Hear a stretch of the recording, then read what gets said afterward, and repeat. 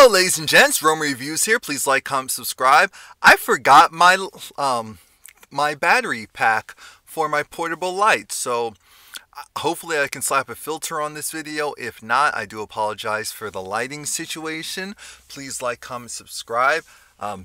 This is my review for Married to Medicine LA Season 1, Episode 5. Now, remember, on Wednesdays, I put up a new video for my ASMR channel, Romie Whispers ASMR, so go remember and check that out. Thank you, thank you. Let's jump, and I'll have links below. Let's jump into the continuation of what we saw with this show. How it continues on is Asha's pissed, and Asha actually walks away when Shanique was talking about... See, here's my thing. Shanique, we heard Robert tell you that there was a overlapping of relationships, i.e. meeting some type of cheating. And so Asha got pissed, she stormed off, and then, you know, most of the other ladies were telling her how you can understand how you saying something like that would be conceived as cheating or just be hurtful to her, period, and that just seemed like too much. And so then Asha, she overall agreed, and that's when she because they're like, if she comes back over here, are you willing to apologize? So then Dr. Imani went over, talked to Asha, and said, Asha, listen, homegirl said what she said, we don't agree with it. And Asha said, you know what, I need my apology. I demand an apology before I even go back over there. That's the only way this is going to work. And I said, look at Asha over there. Look at Asha. Okay, I may have underestimated her a little bit. May have. So then Asha goes over there. Shanique apologizes. And the apology was definitely one of those where, I mean, I meant what I said, but I wasn't trying to hurt you. I was just upset. So I'm apologizing for that. And of course, Asha, even though she appreciated it, this is when the melodramatics come through.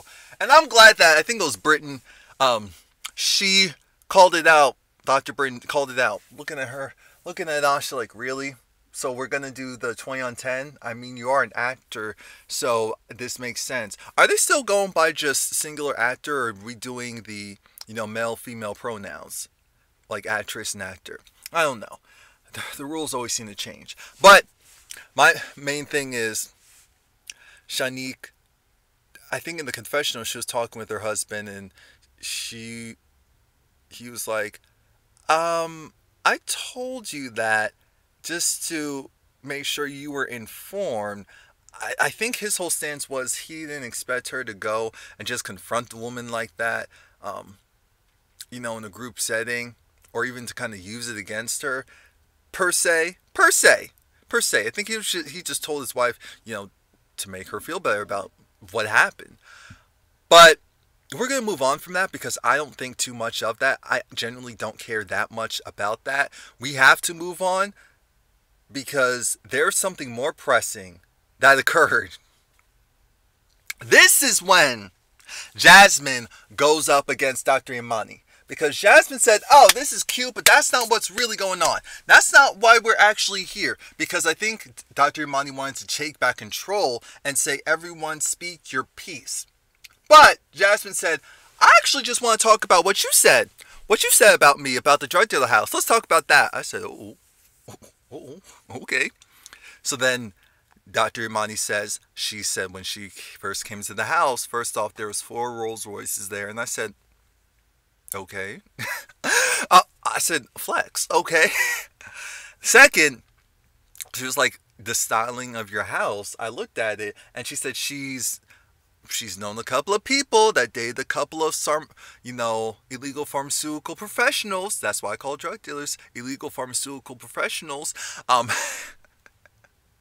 And she just said the house looked very reminiscent. And so then Jasmin was just like, look, I understand that maybe you're not used to seeing houses in that area code. She said something of that sort. I said, uh-oh.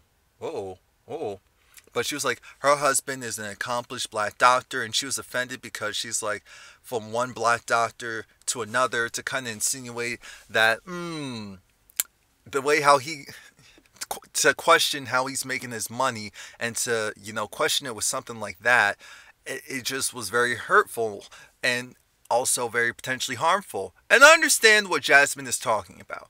I understand, the perception and all of that, and this whole thing of, oh, well, if you're black, if you're a minority, you can't have X without Y. Do I think that she was being overly sensitive? Yeah.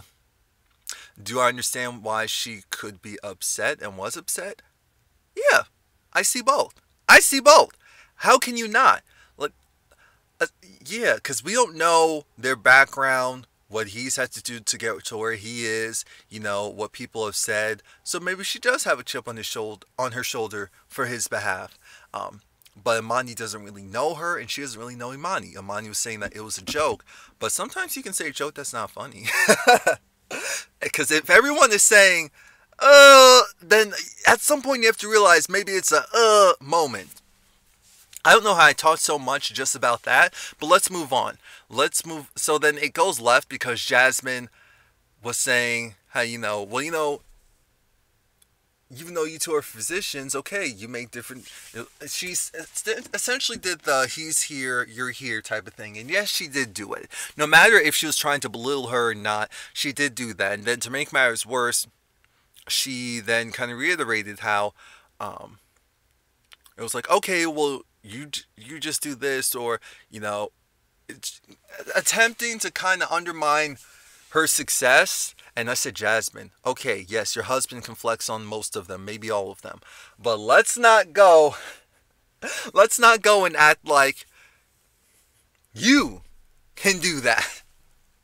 So I'm glad that things ended right there, because I was afraid because Dr. Imani got up, and Jasmin, she turned away like, I'm not doing that, sit back down. I said, oh, okay, so we're not about that life. Okay, fair enough.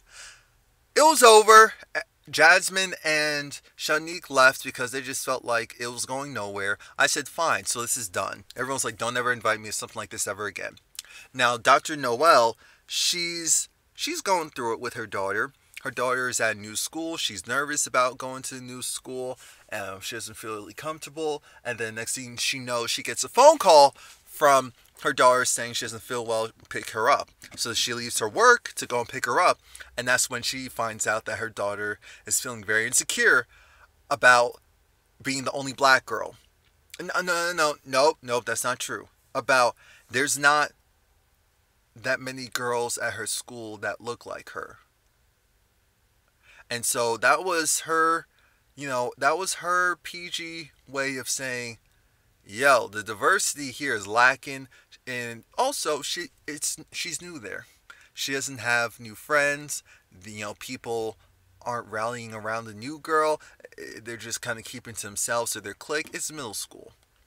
It sucks because it's also a private school, so who knows what type of bias or bull those kids already have in their mind. But she's not. So when Dr. Noel talks to her husband, who's also a doctor, apparently they met 2 years ago. No, they married 2 years ago. And we find out that Dr. Noel's daughter she's always had a great group of friends, pretty popular. She didn't have to deal with that type of adversity in school. So this is something brand new for her. And also, as you get older, it can get worse. And as far as if you're having issues. So Dr. Noel is just like, okay, you can stay home. Well, no. You have to go back. Especially she failed the test. Oh, no, we're not doing. Come on, you're going to have to build up tougher skin, unfortunately. As long as they're not doing any, racist prejudice stuff where, a march isn't required, you're going to have to go back. And you're just going to have to toughen up. And it sucks because she feels bad, but she wants her daughter to have the best opportunities. And there's nothing wrong with that. So we move on to who do we want to talk to next. There was a quick conversation between Shanique, and why am I having trouble breathing? Shanique and Jasmin. Jasmin, I guess she's like a professional health.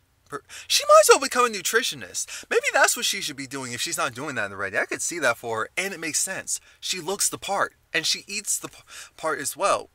What does she eat? Egg whites and something else. But very light breakfast, or very light food.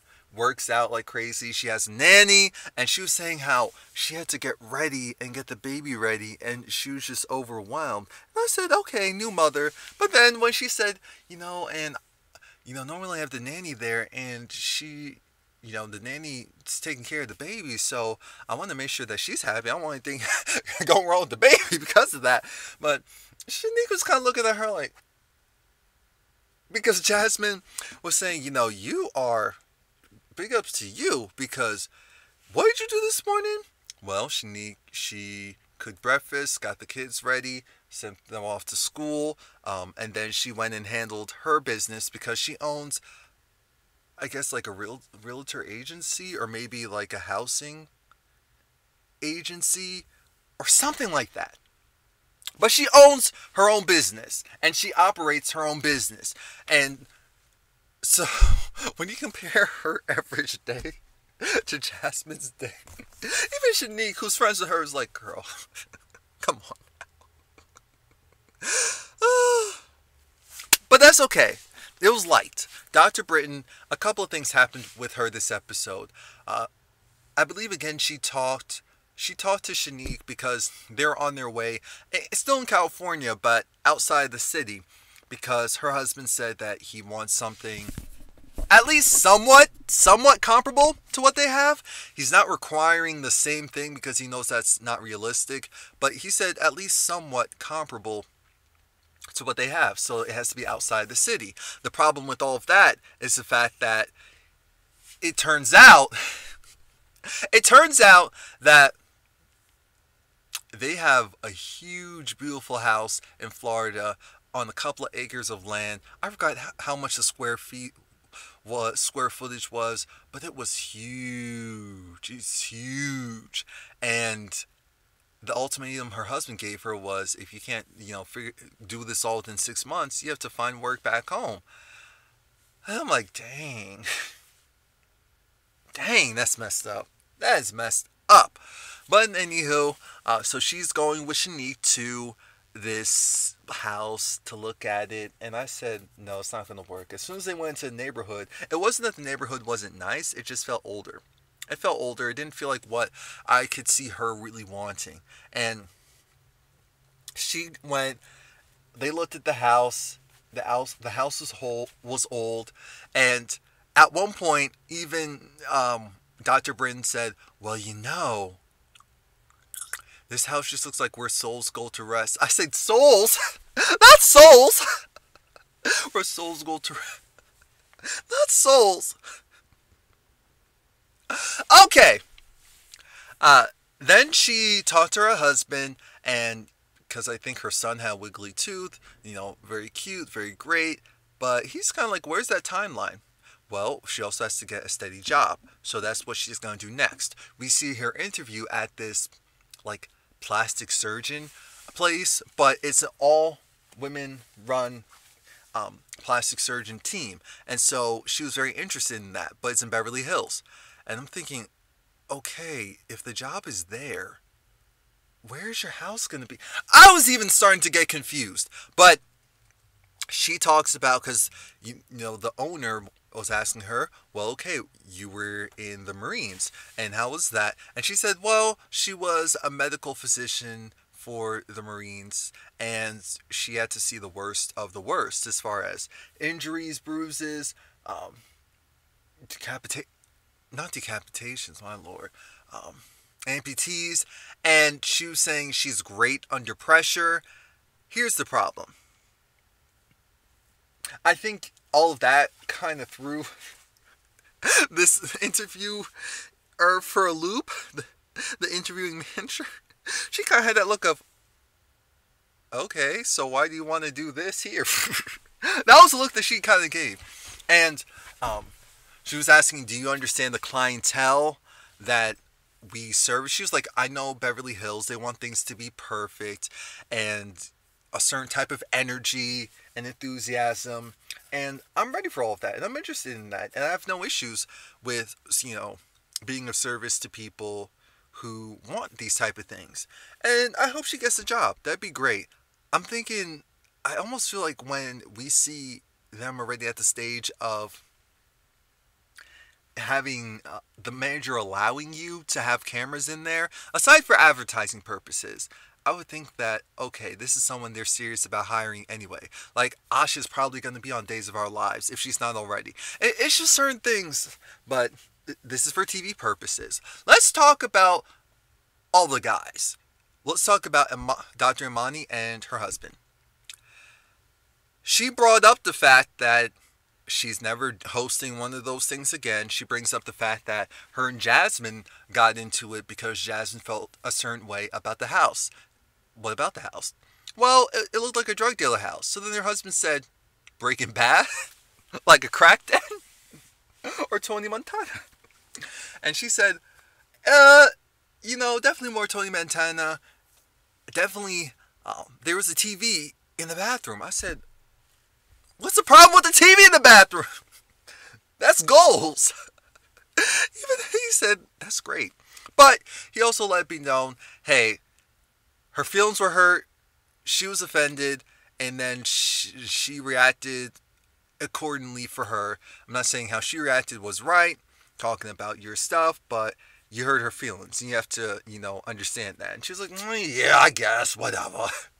And then we see that, who was it? Asha, she did talk to her husband and kind of brought up the whole thing of how dare Shanique, who's supposed to be a friend of mine, bring something like that up and make it sound like something else.